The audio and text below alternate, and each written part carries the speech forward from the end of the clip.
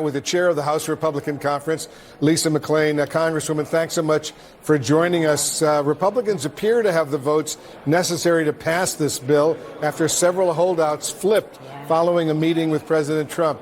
Are they getting behind this bill now because of pressure from President Trump or because it's best for Americans? Well, I think both. I think what those holdouts were doing was exactly what we were all doing. We are advocating for our districts, right? We live in a republic. We all advocate for our districts. And our districts at times are very different and very diverse.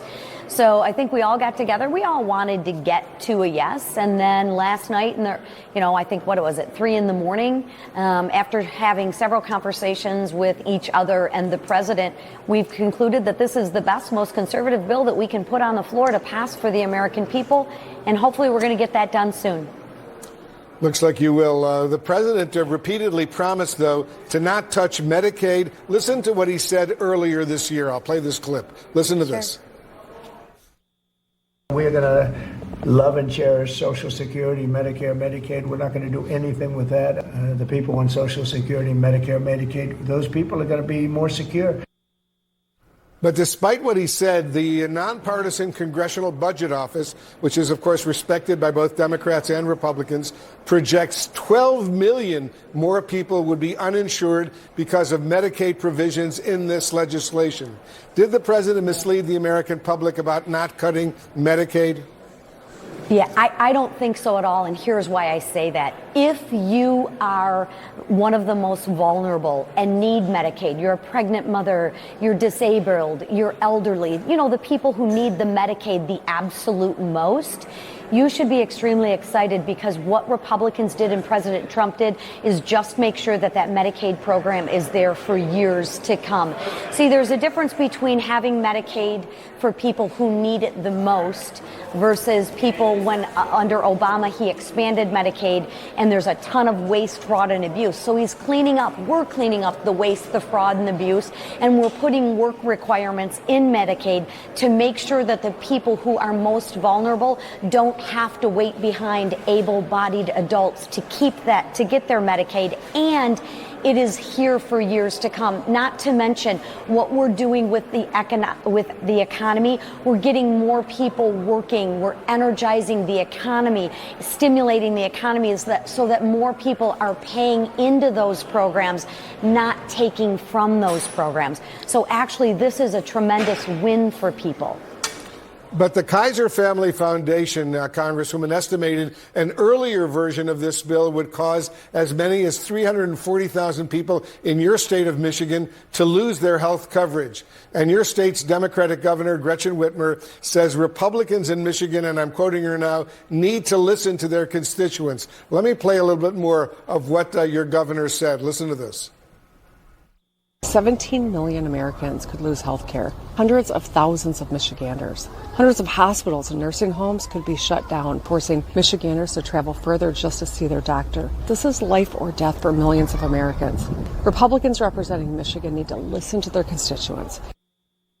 So, Congresswoman, what do you say to your governor and fellow Michiganders who may lose their health insurance as a result of this bill?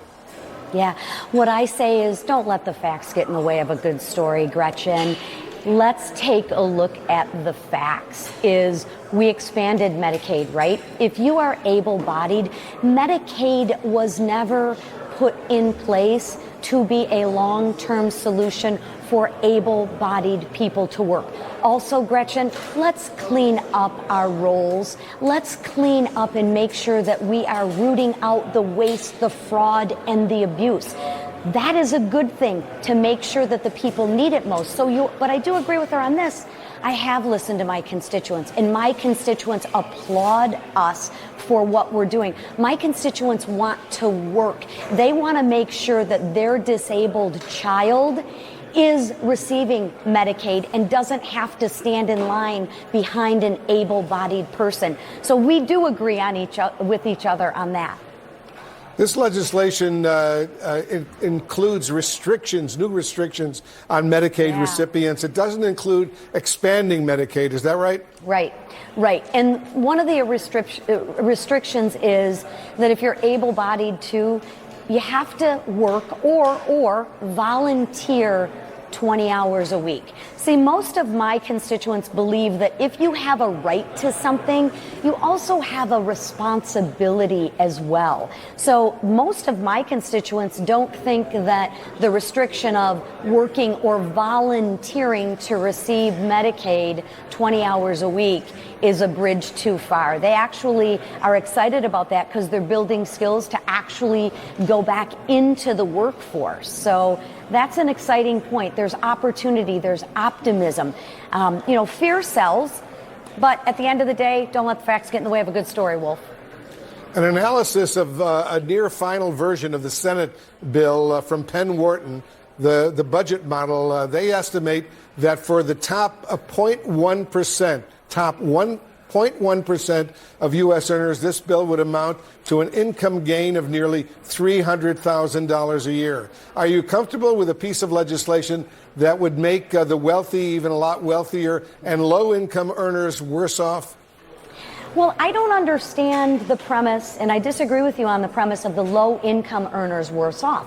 Because, Wolf, if we didn't pass this, if you're in the 12% tax bracket making about $48,000, if we didn't pass this piece of legislation, your tax bracket would go up to 25%. I think that is making low-income earners worse off. So again, we got to make sure that we're telling the facts of the story, and that is the fact. But are you also comfortable with millionaires getting additional tax breaks? Listen, I believe that everybody, whether you're middle income, upper income, it doesn't matter. I believe people are better stewards of their money than the federal government.